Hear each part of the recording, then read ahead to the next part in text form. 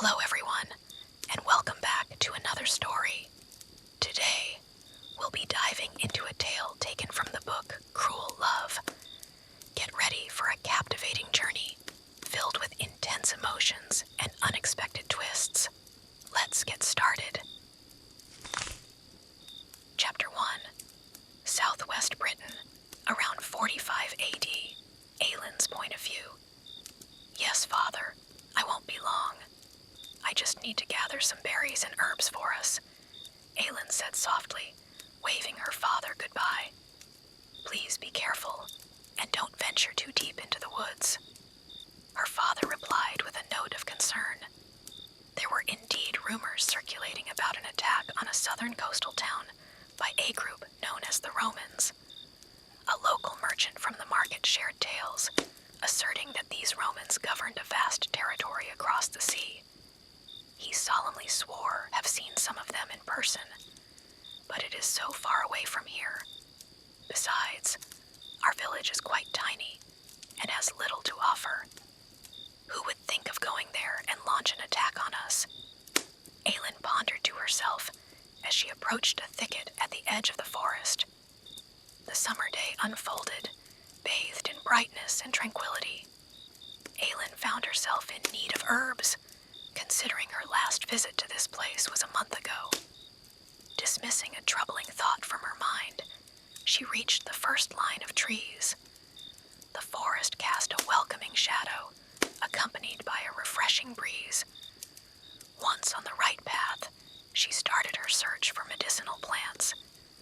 While her experience in the matter was limited, she was eager to learn. Her father, a member of the village council and a close friend of the chief, allowed her to do so in her free time. Being an only child, her father didn't mind her interest in healing plants beyond the usual chores and cooking.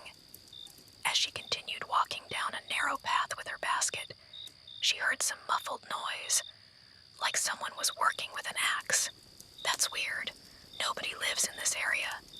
Unless, driven by curiosity, she pressed on, the noise that was becoming even louder with every step she took. Emerging through the dense foliage, she beheld a startling sight. Them. On the edge of the forest, there were a couple of dozens of soldiers wearing body armor, above some kind of red tunics bustling around and chopping down trees. Aylin wanted to shout, but no sound came. Aylin was struck dumb, unable to muster a sound. Her eyes widened in disbelief. The Romans, they are here.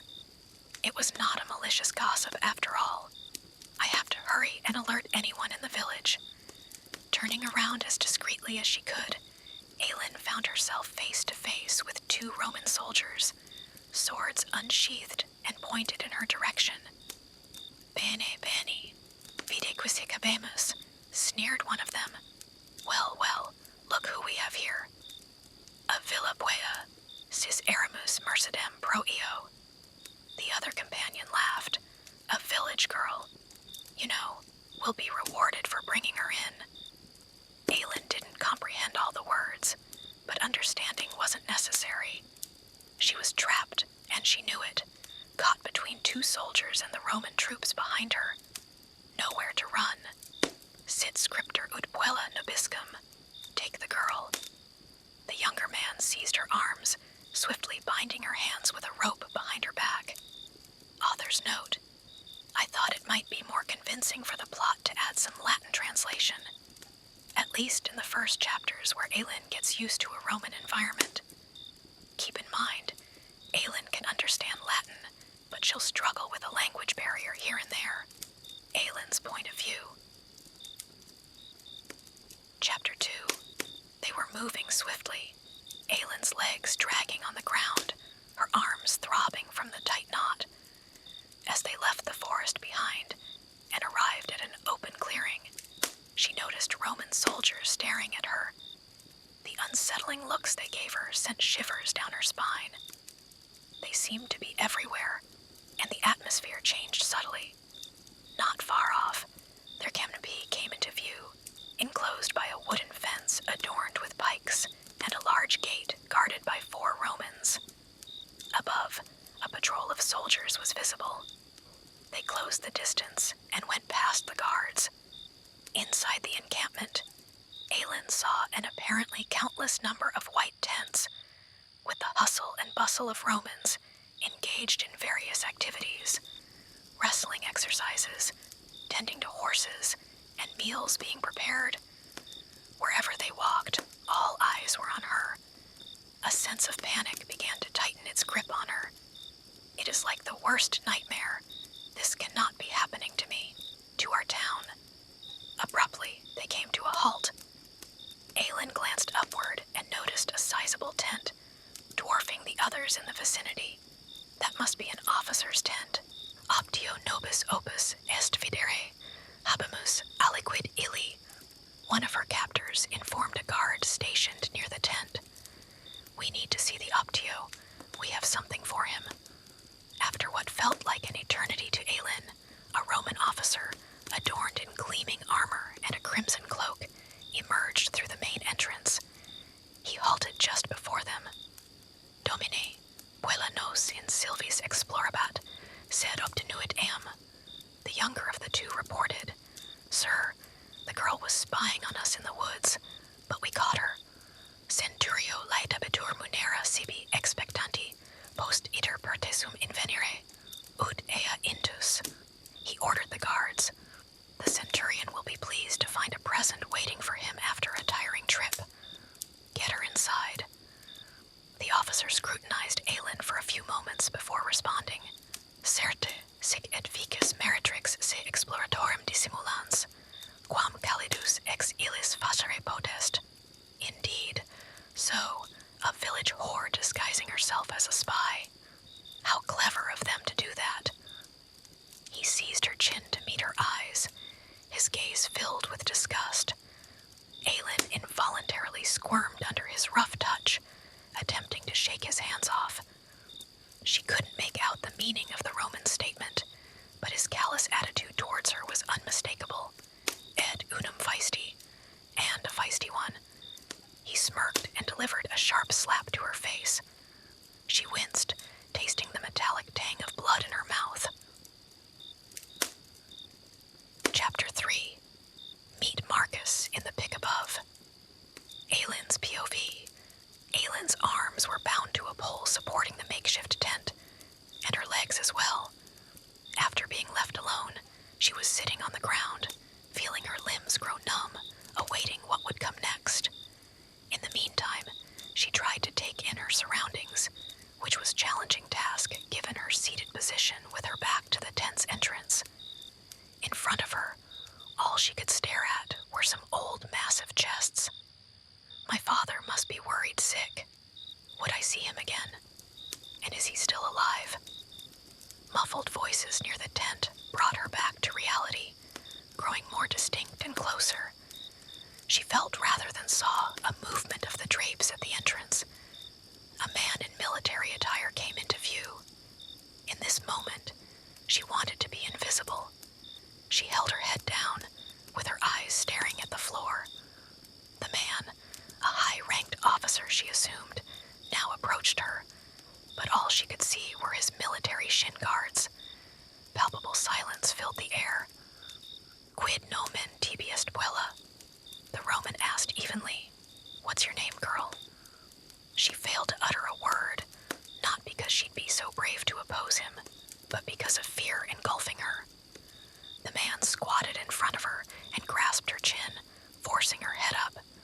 Involuntarily, Aelin looked up, meeting his stern gaze. And his eyes, they were blue and icy cold. She shivered, and her split lip made her gasp. Ego non quasi repetens. His voice a bit irritated. Linguam nostrum intelligus. I don't like repeating myself. Do you understand our language? Slowly, she nodded, and her answer came in hoarsely as her throat was parched. Ego sum parum. I do a little. Quid igitur tibi nomen est. He sounded unimpressed. So, what's your name? Aelin. Marcus Cornelius Lucilius Castras Perfectus Sum. Dices me ut dominum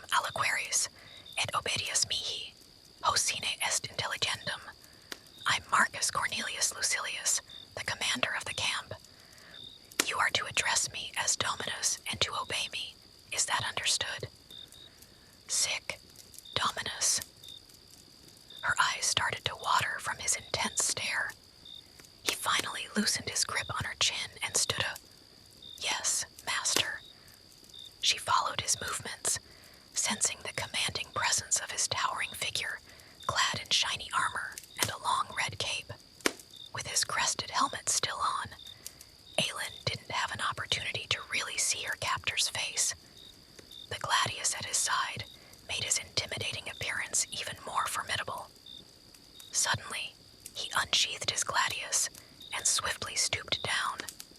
Then he cut the ropes on her legs and arms. With that, he headed to the center of the room. Certainly now could Aelin breathed out as she was holding her breath this entire time. Relief coursed through her aching body, and she stood up carefully, rubbing her arms and wrists. Visne ibi toto tempore stare, a harsh voice stated matter-of-factly. Are you going to stand there the whole time? Immediately, she turned to face him. Slowly, she walked to him, but was not close enough to an arm's reach. She stopped in her track, not knowing what to do next. Salve arma mea puella. The centurion motioned her to come closer. Unfasten my armor, girl. As she did so, she felt her hands sweating and trembling. She had never seen such an armor before. She didn't want to fail at this simple task and be punished. She reached to his right arm to take the wrist cuff off. Loosening the straps, she avoided touching his bare skin. Done with the wrist guards, she now had to deal with his chest plate. As she then started to undo straps and hooks on the plate, she found herself fumbling with the knot. She began to panacea. After a few seconds of unsuccessful tugging at the knot, Marcus seized her hands, immobilizing her. Design eam, he said impatiently. Stop it. Pah, penitet. It came as a whisper. I'm sorry. With that, the centurion swiftly took his armor off, leaving only his red tunic on. Effundum mihi vinum aliquad, he said, going over to a wash basin in the corner of the room. Pour me some wine. She did it, and came where he stood, washing his face. He stretched his hand out to take a cup of wine she was holding. After drinking some gulps, he said, Be-bear, drink. Aelin didn't know exactly what this was, and looking at the liquid with caution, sipped a bit. She started to cough as the liquid filled her mouth. Its taste markedly different from anything she tasted in her village. Feeling thirsty, she finished the cup, and then her stomach rumbled as a reminder that she hadn't eaten anything since this morning. She felt embarrassed that the Roman heard it too. Sede, habes edendum quod industria opus est bridi. Pointing at a small wooden table, he called out, Rufus ad sinam vespertinam afferet duobus hominibus. Sit. You've got to eat as you need energy for the day ahead. Rufus, bring the evening meal for 2. What does he mean? Energy for tonight. What is he going to do? Aelin sat down at the edge of a chair, avoiding the officer's constant stare. In a minute, the food was brought, and the table was full of fruits, bread, meat, and some other things she didn't know. Marcus took his seat opposite to her. Manducare. Eat. Hesitantly, she took a slice of bread and began nibbling on it, all the while staring before her. Si non propri comedas, ego de pascam, he said nonchalantly. If you don't eat properly, I have to feed you myself. So she did. During the entire meal, nobody pronounced a word, but his gaze was always on her. Although the situation she was in was not a promising one, she now was full, and who knows if she ever gets to eat soon again.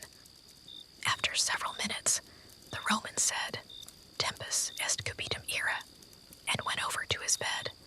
Candelam canite et venite dormite superstratum propilectum. It's Timney to go to bed, blow out the candles, and come sleep on a fur rug near the bed. Aelin blew out all the lights and walked to her previous place near the pole. She didn't understand all he said, and she had already heard his even breathing. So,